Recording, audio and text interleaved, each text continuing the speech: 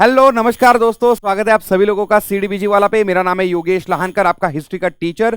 और आज एक बहुत ही दमदार जबरदस्त सेशन लेके आया हूं, जहां पे हम लोग डिस्कस करने वाले हैं how to score 250 plus marks in CET PG history examination.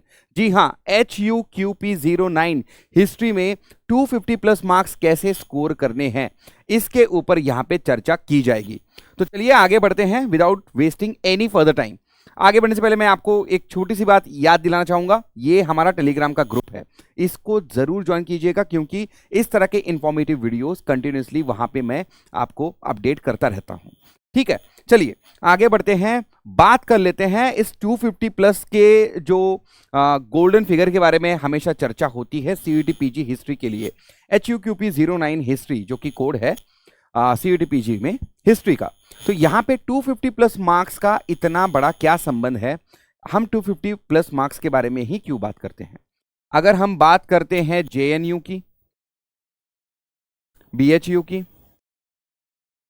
DU की, ठीक है, या फिर सेंट्रल यूनिवर्सिटी ऑफ हैदराबाद, ठीक है, हैदराबाद यूनिवर्सिटी जिसे हम कहते हैं, इस तरह की जो टॉप यूनिवर्सिटीज है ना, यहां पे आपको सीईटी पीजी के तहत एडमिशन मिलेगा। लेकिन अगर आपका स्कोर कम है तो इन यूनिवर्सिटीज में एडमिशन एक्चुअली मिलना थोड़ा ज्यादा मुश्किल हो जाता है। ऐसे में 250 प्लस स्कोर एक बहुत ही अच्छा और सेफ स्कोर माना जाता है when it comes to history. अब देखिए, जेएनयू में डेप्रिवेशन पॉइंट्स वगैरह की भी बात आ जाती है। वैसे इस तरह की चीजें डीयू में या बीएचयू में नहीं है, लेकिन जेएनयू में डेप्रिवेशन पॉइंट्स हैं। लेकिन अगर आपने बहुत अच्छा स्कोर कर लिया है तो फिर बाद में आपको डेप्रिवेशन पॉइंट्स के ऊपर ज्यादा निर्भर रहने की आवश्यकता नहीं रहती। और इसीलिए हम कहते हैं 250 plus score is actually a very good score through which you will be able to get admission in any university, top most university of India for MA history. तो चलिए बात करते हैं आपको क्या सारे स्टेप्स लेने पड़ेंगे। पहला तो है, देखिए, आपको सिलेबस पता होना चाहिए।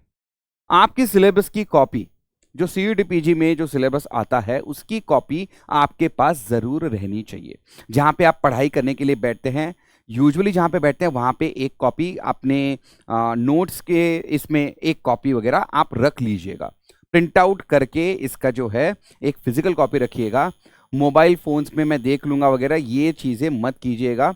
Make your study zone completely screen free. वहां पे कोई भी स्क्रीन नहीं होनी चाहिए। लैपटॉप, डेस्कटॉप, टैबलेट, मोबाइल, ऐसी कोई भी स्क्रीन आपके स्टडी जोन में नहीं होनी चाहिए। सिलेबस की हार्ड कॉपी जो है, प्रिंटेड हार्ड कॉपी जो होती है वो रखिएगा। सिलेबस जो है आपको पता होना चाहिए। 5 मॉड्यूल हैं, जी हाँ। कौन से? Ancient Indian history,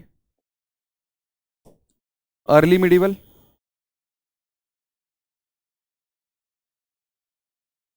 early medieval Indian history, medieval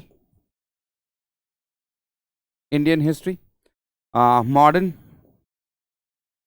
Indian history, and then 5वां मॉड्यूल है आपका वर्ल्ड हिस्ट्री का। जी हाँ, वर्ल्ड हिस्ट्री का भी आपको सिलेबस इसमें आने वाला है।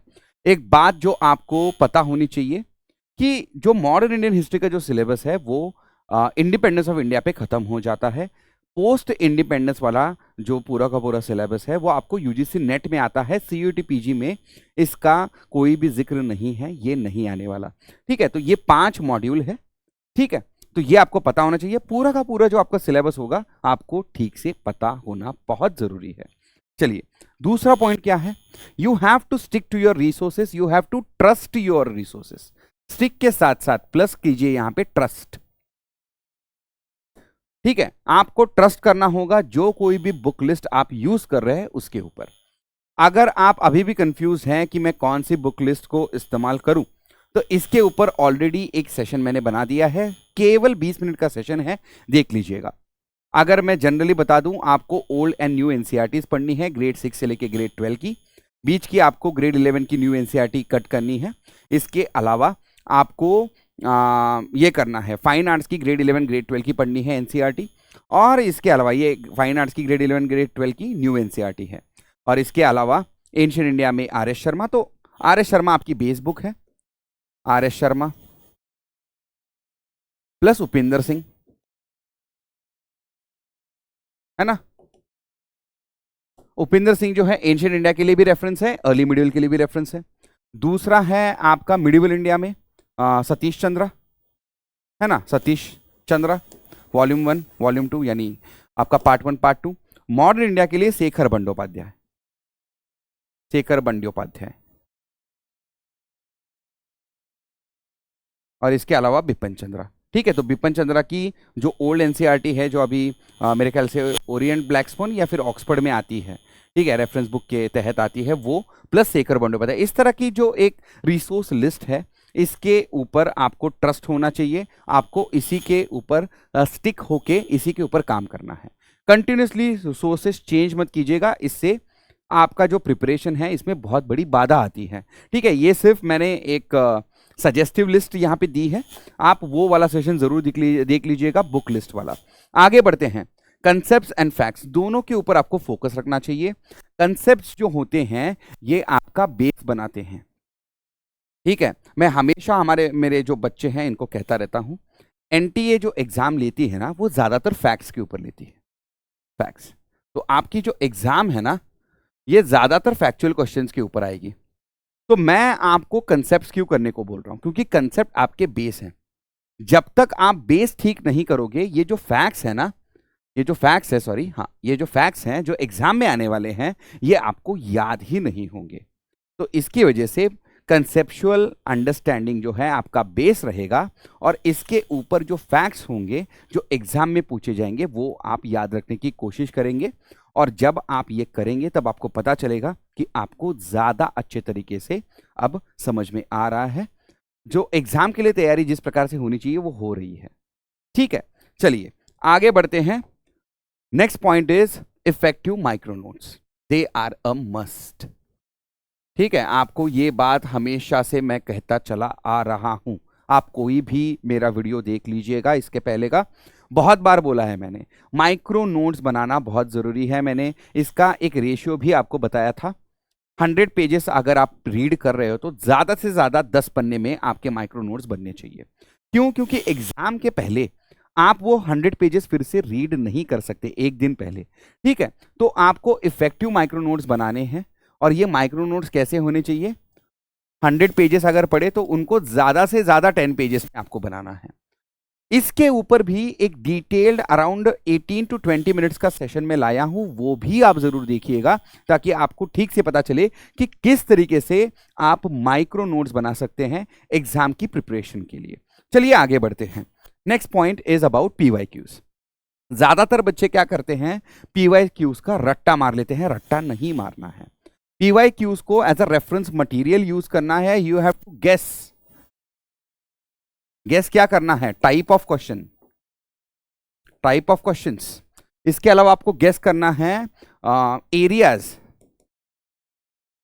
From which the questions have been asked. ठीक है, तो ऑथर एंड बुक लिस्ट वाले जो क्वेश्चन हैं वो ज्यादा आ रहे हैं, क्रोनोलॉजी वाले क्वेश्चंस आ रहे हैं। टाइप ऑफ क्वेश्चंस में ये आपको गेस करना है।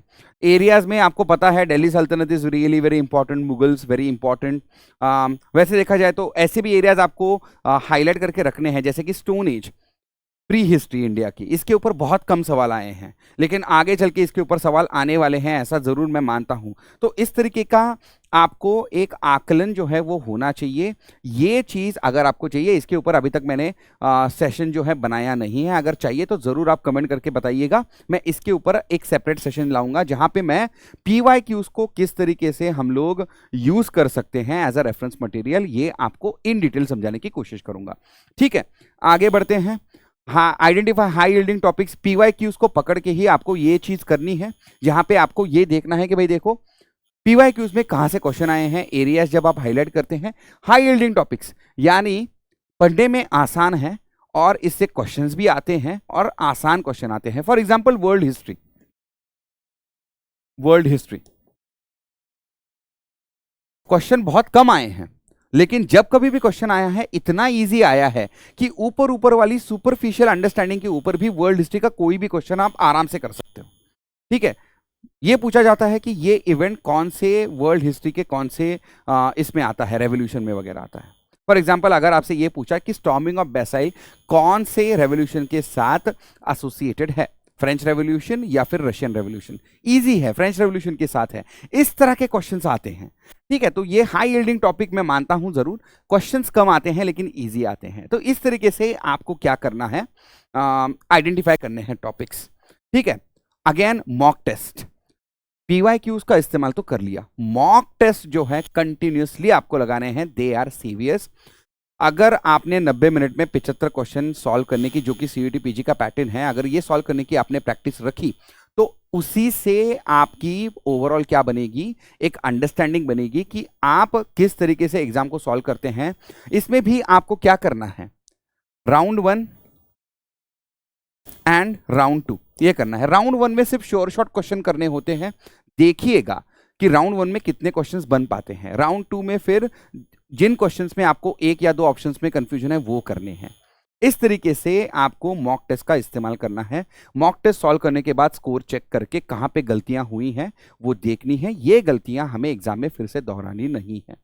250 प्लस मार्क्स अगर स्कोर करने हैं तो इस तरीके से मॉक टेस्ट का इस्तेमाल करना जरूरी है। सिर्फ पीवाईक्यू कैसे थे उसका रट्टा मारेंगे तो उससे कुछ फायदा नहीं होने वाला। पीवाईक्यूज के क्वेश्चन ज्यादातर वापस से पूछे नहीं जाते, है ना। Lastly you have to also make use of timelines, flow charts and maps. अब यहाँ पे एक और खुशखबरी ये है कि मैं खुद टाइमलाइन की सीरीज आपके लिए लाया हूं, तो वो चीज तो आपके लिए सॉर्टेड है।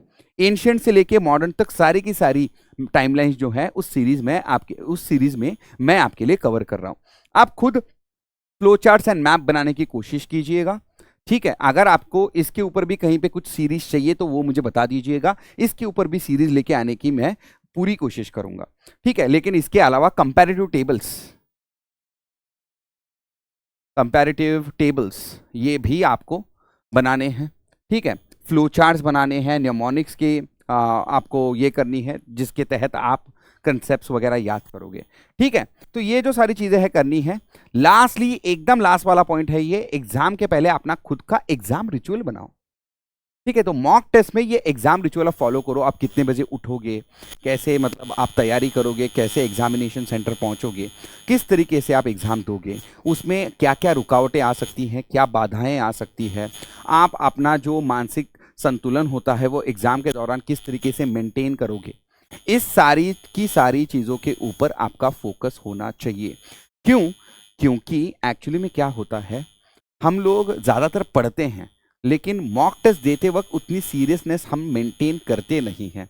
अचानक से जब हम एग्ज़ाम जाते हैं तब वो जो मॉक टेस्ट हमने दिए हैं ना उसका ज़्यादा फिर हमें ये नहीं मिलता, बेनिफिट नहीं मिलता। तो इसीलिए मैं कह रहा हूँ मॉक टेस्ट जब कभी भी आप देंगे तब उसको एज एन एग्ज़ाम देने की कोशिश कीजिएगा। देखिएगा टाइम कितना लगता है और एक पूरा का पूरा रिचुअल बनाइएगा। जिस दिन आप एग्ज़ाम के लिए जाने वाले हो उस दिन सुबह उठने के बाद आप किस तरीके से बिहेव करोगे, क्या क्या करोगे, पूरा का पूरा एक अपना एग्जामिनेशन रिचुअल बनाओ। मुझे पता है बहुत सारे लोग ये कहेंगे कि सर इससे क्या फ़ायदा है। मैं बता रहा हूँ आपको, आपकी पूरे साल की मेहनत सिर्फ 90 मिनट में नापी जाएगी। सिर्फ 90 मिनट में आपको 75 क्वेश्चंस करके ये बताना होगा that you deserve admission in the best universities of India. 90 minutes, ठीक है। तो इसी वजह से मैं कह रहा हूं एक एग्जामिनेशन रिचुअल होना बहुत इंपॉर्टेंट है।